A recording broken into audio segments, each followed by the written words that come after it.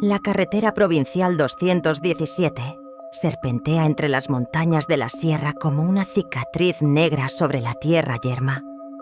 Durante el día, es apenas una ruta secundaria que los camioneros usan para evitar los peajes de la autopista principal.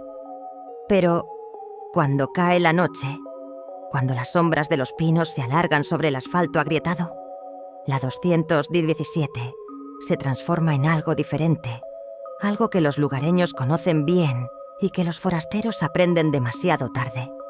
El pueblo más cercano, San Martín de las Sierras, es apenas un puñado de casas apiñadas alrededor de una plaza polvorienta y una iglesia colonial que ha visto pasar 3 siglos de historia. Los viejos se reúnen cada tarde en el bar El Descanso del Viajero, donde las paredes están decoradas con fotografías amarillentas de tiempos mejores. Y siempre, inevitablemente, cuando la conversación languidece y el vino tinto ha aflojado las lenguas, alguien menciona el kilómetro 33 y entonces se hace el silencio. Un silencio pesado, cargado de recuerdos que nadie quiere remover, pero que todos comparten, porque todos en San Martín conocen las historias. Todos han perdido a alguien en esa maldita curva.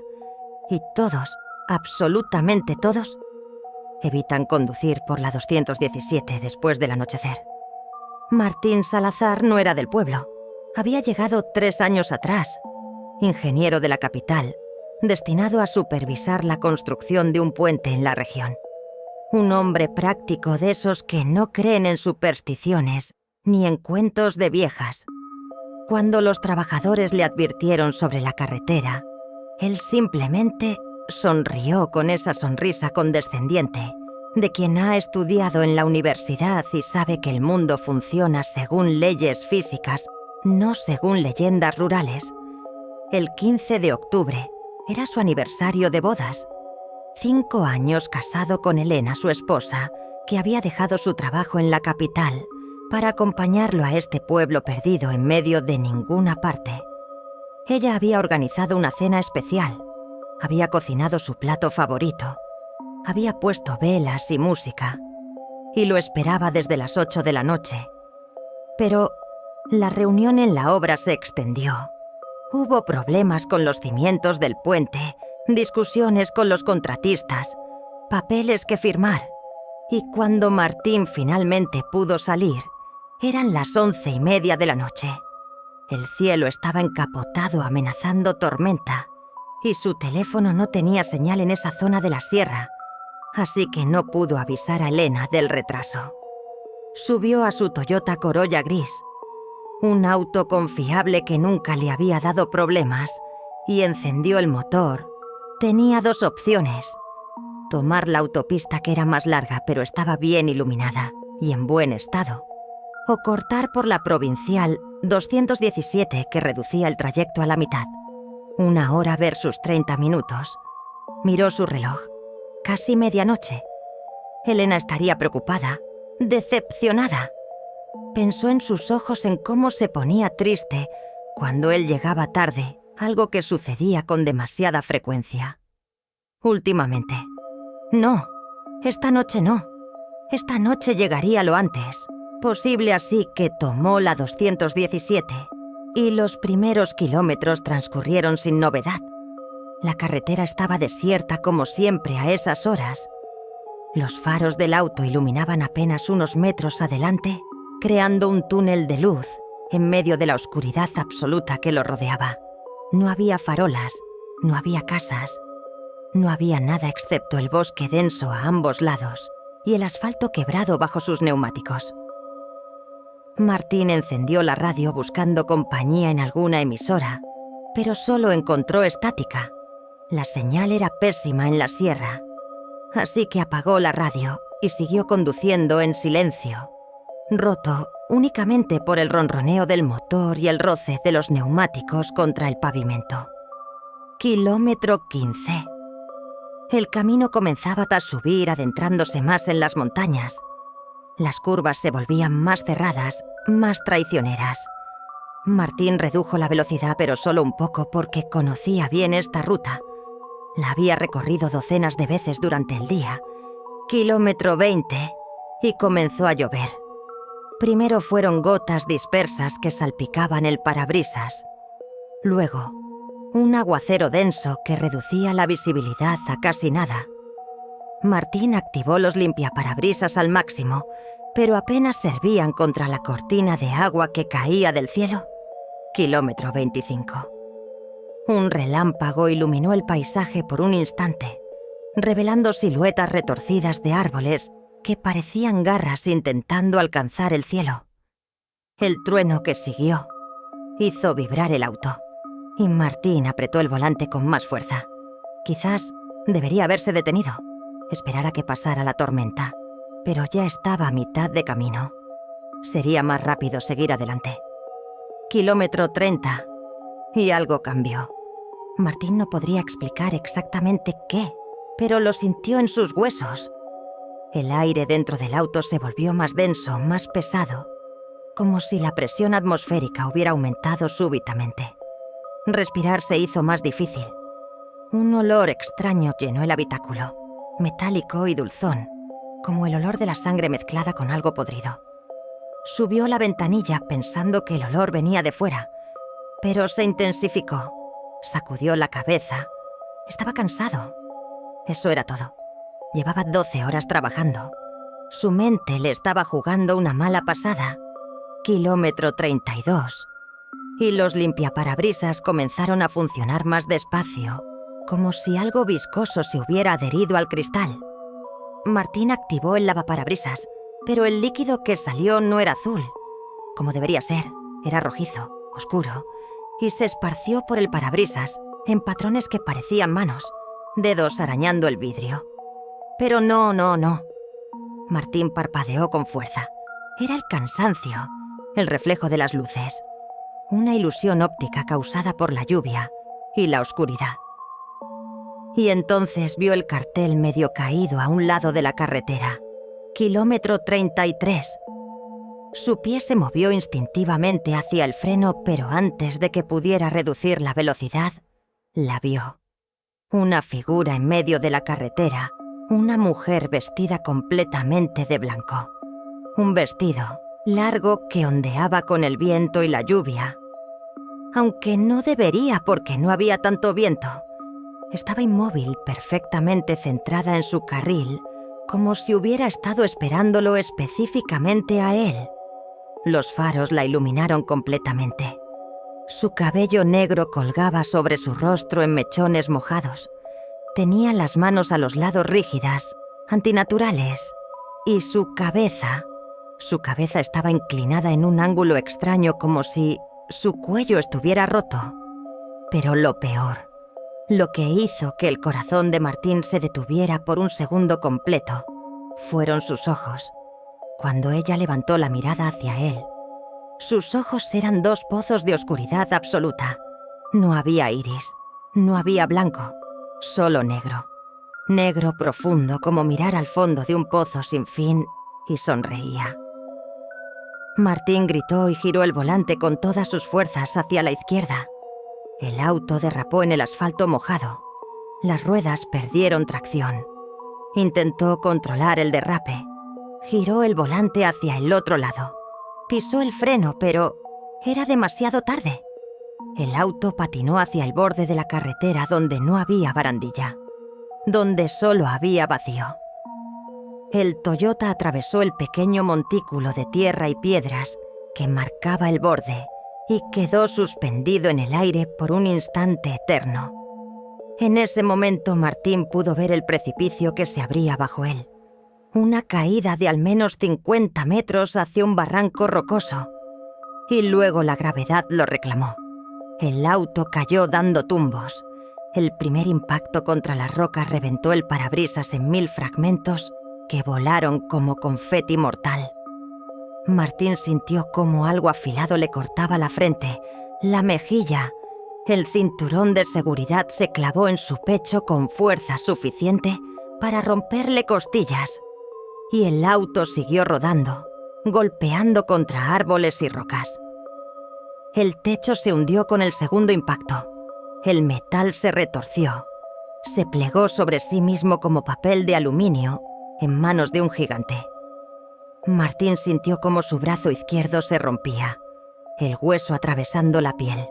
El dolor era indescriptible, blanco y cegador.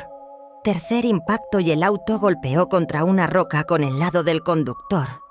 La puerta se abrió violentamente arrancada de sus bisagras.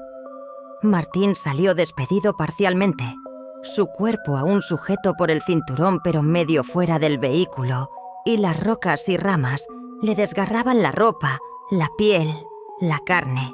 Cuarto impacto. Su pierna derecha quedó atrapada entre el metal retorcido del auto y una roca. Escuchó el crujido antes de sentir el dolor. Algo se rompió, algo importante, y el auto finalmente se detuvo en el fondo del barranco, volcado sobre su techo destrozado, más allá de cualquier reconocimiento. El motor humeaba. Los faros medio rotos proyectaban luces erráticas en direcciones aleatorias. Martín colgaba boca abajo sostenido por el cinturón de seguridad. La sangre le corría por la cara, le entraba en los ojos, la boca. Podía sentirla caliente y pegajosa. Intentó moverse, pero el dolor lo atravesó como un rayo. Algo estaba muy mal. Algo estaba muy mal. Tosió y sangre salió de su boca, sangre con burbujas. Y eso significaba que sus pulmones estaban dañados. Lo sabía, porque había hecho un curso de primeros auxilios hacía años. Lesión pulmonar, grave, potencialmente mortal. Intentó gritar pidiendo ayuda, pero solo salió un gorgoteo húmedo. Su teléfono estaba en algún lugar, probablemente hecho pedazos como todo lo demás. Y aunque estuviera intacto, no había señal en esta parte de la sierra. Nadie vendría. Nadie lo encontrarías hasta el amanecer en el mejor de los casos. Y mientras la vida se le escapaba lentamente, mientras el frío comenzaba a instalarse en sus extremidades, Martín escuchó algo. Pasos. Alguien bajaba por el barranco. «Ayuda», intentó decir, pero solo salió un susurro, ahogado en sangre. «Por favor, ayuda». Los pasos se acercaron. Crujían las hojas secas bajo unos pies descalzos. Lentamente, sin prisa, como alguien que tiene todo el tiempo del mundo, y una figura apareció en su campo de visión. Colgando boca abajo como estaba, la vio invertida. Una mujer vestida de blanco. Su vestido inmaculado a pesar del barro y la lluvia. Su cabello negro enmarcaba un rostro pálido, bellísimo y terrible a la vez. Se agachó frente a él, inclinando la cabeza en ese ángulo antinatural que Martín había visto en la carretera. Sus ojos negros lo miraban con una mezcla de curiosidad y algo que podría haber sido satisfacción. «Todos paran», dijo ella con una voz que sonaba como el viento entre lápidas. «Todos giran el volante, todos caen». Martín quiso hablar, quiso preguntar qué era ella, por qué hacía esto, pero no le salió ningún sonido. Ella sonrió mostrando dientes perfectamente blancos. «Yo también caí una vez, aquí mismo, hace mucho tiempo. Un auto me atropelló y huyó. Me dejó desangrándome en el asfalto durante horas. El dolor era indescriptible, como el tuyo ahora». Extendió una mano hacia el rostro de Martín, pero no lo tocó. Solo dejó sus dedos suspendidos a centímetros de su piel. Y Martín pudo sentir un frío antinatural emanando de ella. Un frío que no tenía nada que ver con la temperatura del aire. «Pero yo no morí sola», continuó ella. «Y tú tampoco lo harás. Pronto vendrá otro. Siempre viene otro. Y yo estaré esperando en la curva. Siempre esperando». Se incorporó y comenzó a alejarse, subiendo por el barranco con la misma calma con la que había bajado. «Espera», Martín logró susurrar. «Elena, mi esposa. Dile que...». Pero la mujer ya había desaparecido en la oscuridad, y Martín Salazar murió 30 minutos después, ahogado en su propia sangre con los ojos abiertos, mirando el cielo negro donde la lluvia seguía cayendo, implacable. Los rescatistas lo encontraron al amanecer. y uno de ellos, un veterano de la zona, solo dijo: «El kilómetro 33 se cobró otro. Que Dios lo tenga en su gloria». La muerte de Martín Salazar quedó registrada como un accidente causado por exceso de velocidad en condiciones climáticas adversas. El informe de la policía fue claro y conciso. El conductor perdió el control del vehículo en una curva peligrosa durante una tormenta. No había alcohol en su sangre, no había drogas, no había ninguna evidencia de falla mecánica. Solo un hombre que conducía demasiado rápido en una carretera peligrosa. Caso cerrado. Pero Elena, su viuda, nunca aceptó esa explicación. Ella conocía a Martín. Era cauteloso, responsable, meticuloso. No era el tipo de persona que correría riesgos innecesarios. Algo más había sucedido esa noche en el kilómetro 33, así que comenzó a investigar. Visitó la Biblioteca Municipal de San Martín de las Sierras, donde una anciana bibliotecaria llamada Doña Mercedes la recibió con una mezcla de compasión y resignación. «Otra viuda buscando respuestas», murmuró la mujer mientras le mostraba los archivos de periódicos viejos. «Siempre vienen aquí, como si saber la verdad fuera a traerles paz». Elena pasó días revisando décadas de periódicos amarillentos y lo que encontró la heló hasta los huesos. El primer accidente registrado en el kilómetro 33 databa de 1975. Un camionero que transportaba ganado perdió el control y volcó. Murió desangrado antes de que llegara ayuda. Y en su declaración a los paramédicos antes de morir, el hombre insistió en que una mujer vestida de blanco apareció en medio de la carretera. 1978. Un matrimonio joven. El auto se salió del camino. Ambos muertos y la única testigo, una vecina que pasó por allí minutos después, juró haber visto una figura femenina parada junto a los restos del vehículo. 1982. Un estudiante universitario. Solo él murió, pero su novia, que iba de copiloto y sobrevivió con heridas graves, le contó a la policía que su novio había gritado: la mujer, justo antes de salirse del camino.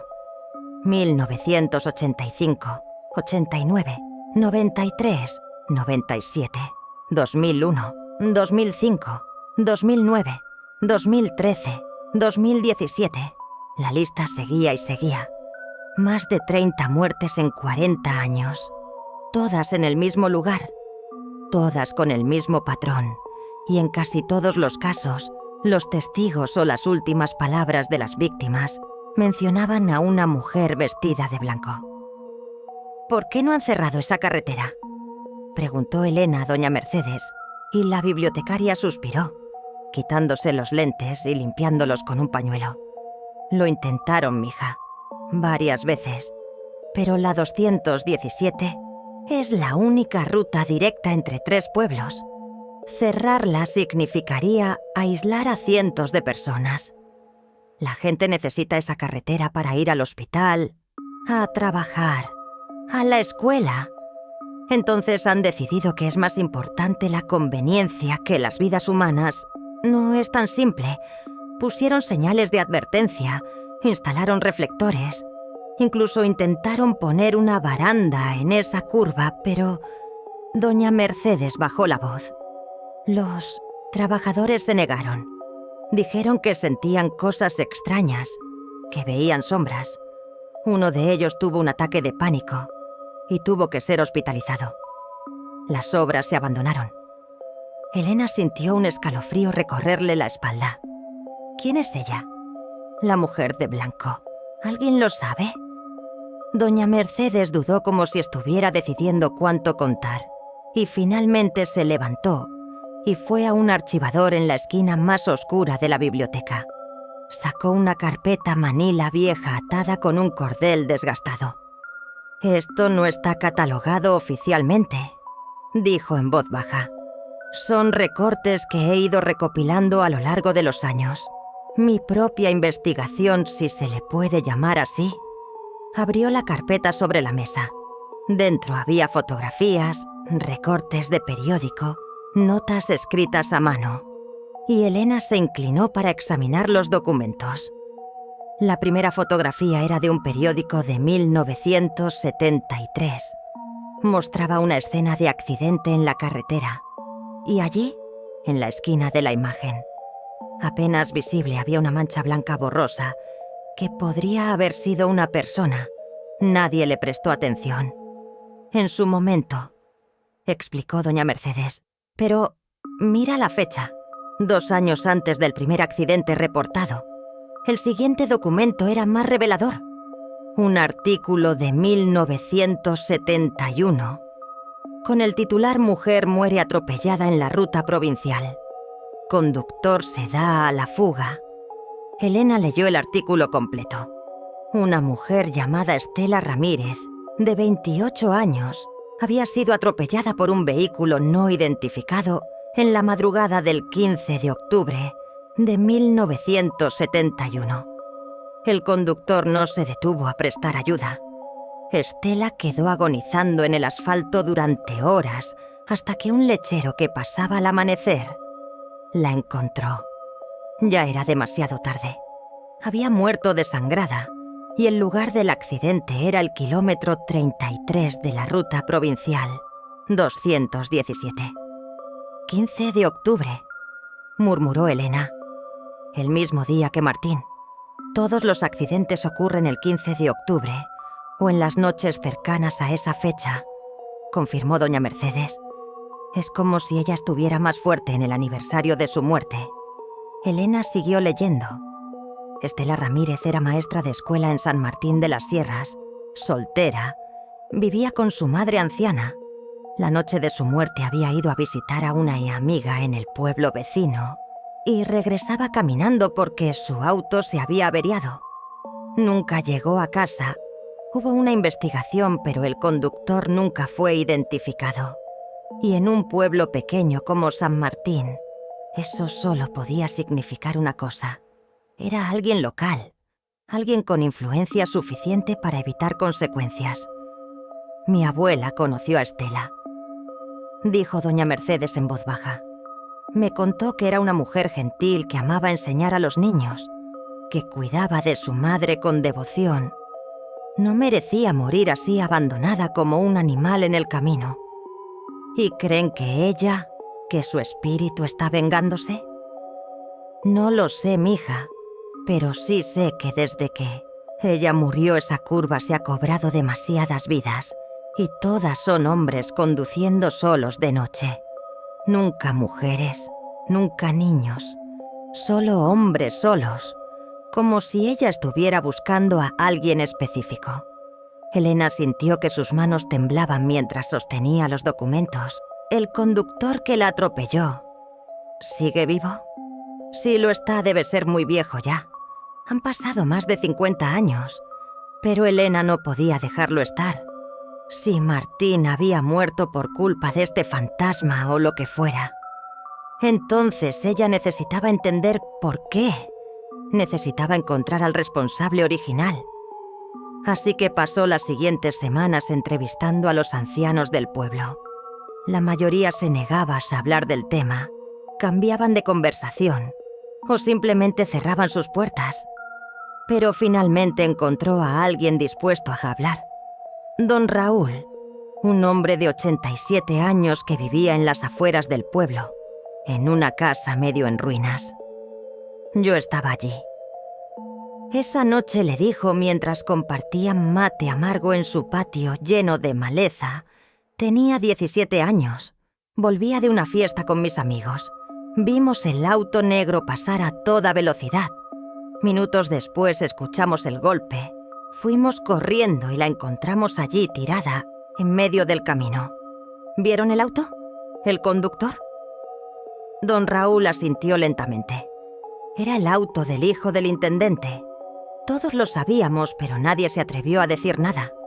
El viejo tenía mucho poder en esos tiempos. Su hijo era un borracho, un inútil. Siempre manejaba como loco por esas rutas. ¿Qué pasó con él? Se mudó poco después del accidente. La familia lo mandó a Buenos Aires. Decían que era para que estudiara, pero todos sabíamos que era para sacarlo del pueblo. Antes de que alguien hablara, nunca volvió. Creo que murió hace unos 10 años. Cirrosis hepática escuché. El alcohol finalmente lo alcanzó. Elena sintió una mezcla de frustración y desesperación. El culpable estaba muerto. No había justicia posible. Y mientras tanto el espíritu de Estela Ramírez seguía cobrándose víctimas inocentes. Tiene que haber una manera de detener esto, dijo Elena. Y don Raúl la miró con ojos tristes y sabios. Algunos dijeron que había que exhumar el cuerpo de Estela, darle un entierro cristiano apropiado. Otros hablaron de traer un sacerdote para bendecir el lugar, pero nadie se atreve, porque en el fondo, mija, creo que el pueblo siente que le debe algo a Estela. Le fallamos en vida, la dejamos morir sola en ese camino. Y ahora es demasiado tarde. 2 meses después de la muerte de Martín, otro auto se estrelló en el kilómetro 33, pero esta vez el conductor sobrevivió.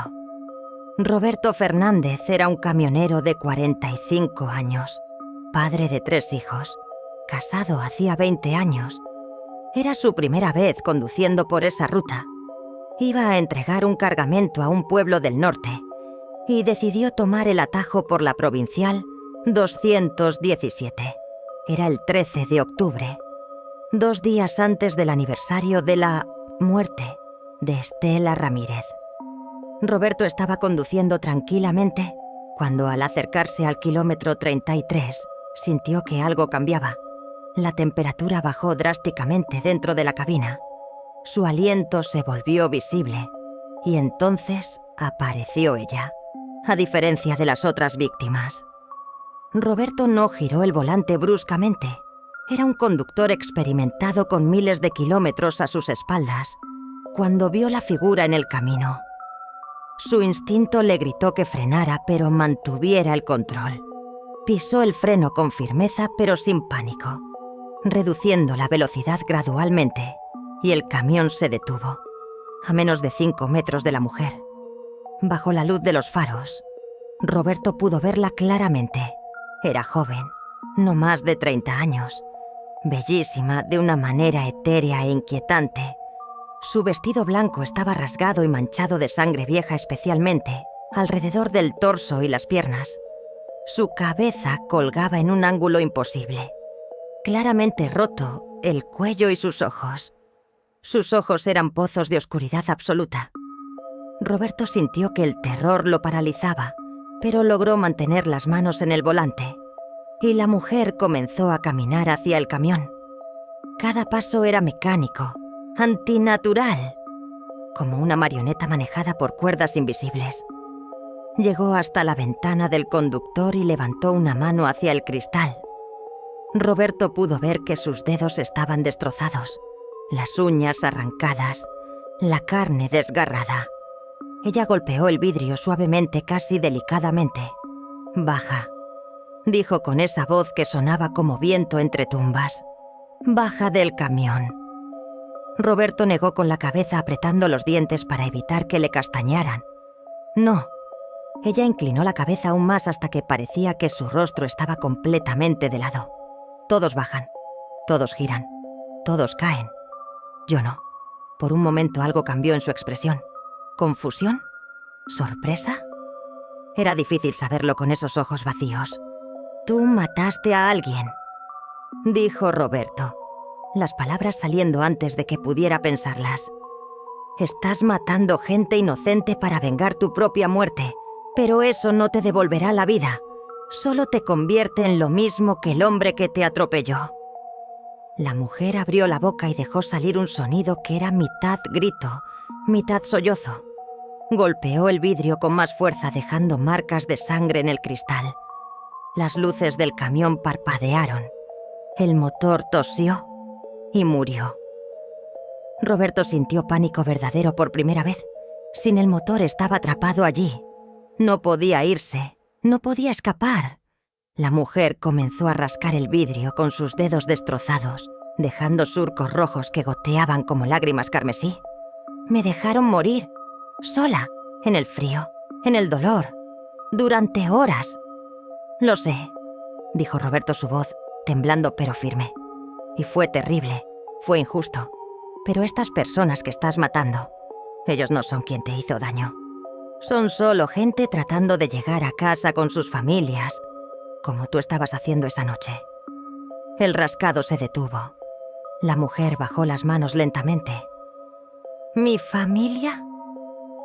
Su voz sonó diferente ahora, más humana, más quebrada. Mi madre está esperándome. Le prometí que llegaría temprano. Está enferma, me necesita. Roberto sintió lágrimas ardiendo en sus ojos. Tu madre ya no está aquí. Han pasado muchos años, pero ella está en paz ahora, esperándote, del otro lado. La figura tembló como una imagen reflejada en agua N agitada. Y por un momento, Roberto no vio a la criatura de ojos negros y cuello roto. Vio a una mujer joven y asustada, llorando en medio de la carretera. «Tengo tanto miedo», susurró ella. «Tanto frío. No quiero estar sola». «No tienes que estar sola», dijo Roberto gentilmente. «Puedes irte, puedes descansar, puedes ir con tu madre». Pero él nunca pagó. El hombre que me mató nunca pagó. Ya murió. El alcohol se lo llevó hace años. Su vida fue miserable. Pagó de otras maneras. Pero tú no tienes que seguir pagando el precio de su crimen. La mujer lo miró durante un largo momento y luego lentamente comenzó a alejarse del camión. Caminó hacia el borde de la carretera, hacia el precipicio, donde tantos habían caído. Se detuvo allí mirando hacia el vacío. Luego miró hacia arriba, hacia el cielo nocturno, donde las estrellas brillaban entre las nubes. Mamá dijo en voz baja: «Ya voy». Y entonces simplemente se desvaneció. No hubo destello de luz, no hubo sonido dramático.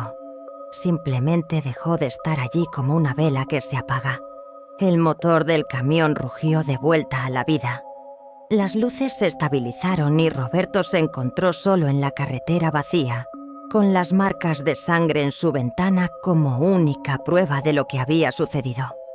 Condujo lentamente el resto del camino, deteniéndose en la primera estación de servicio que encontró para llamar a su esposa y escuchar su voz, necesitando la conexión con la vida, con la normalidad. Han pasado 2 años desde aquella noche. Roberto nunca más volvió a conducir por la provincial 217 y cuenta su historia solo a quienes están dispuestos a escuchar, sin juzgar. Los accidentes en el kilómetro 33 se detuvieron. Completamente. Ni uno solo en 24 meses. Algo sin precedentes en más de 40 años. Elena visitó la tumba de Estela Ramírez en el pequeño cementerio de San Martín de las Sierras. Limpió la lápida cubierta de musgo, dejó flores frescas y le habló como si pudiera escucharla. «Espero que hayas encontrado paz», dijo. «Y espero que Martín también. Quizás ustedes se encontraron allí donde sea que estén ahora. 2 almas que murieron en la misma curva, en la misma fecha, con 50 años de diferencia. Quizás él pudo darte el perdón que necesitabas». El viento sopló entre los árboles, haciendo susurrar las hojas, y Elena eligió creer que era una respuesta. La carretera provincial 217. Sigue allí serpenteando entre las montañas. Los lugareños ya no tienen miedo de conducir por ella de noche. Los camioneros han vuelto a usarla regularmente. El kilómetro 33 es solo una curva más en una carretera rural. Pero si alguna vez conduces por allí, especialmente alrededor del 15 de octubre, verás algo peculiar. Hay flores frescas al lado del camino. Siempre las hay, aunque nadie sabe quién las pone. Y si te detienes un momento y escuchas con atención, cuando el viento sopla justo en la dirección correcta, puedes escuchar algo que suena como una risa suave. No es amenazante, no es aterradora. es el sonido de alguien que finalmente ha encontrado su camino a casa.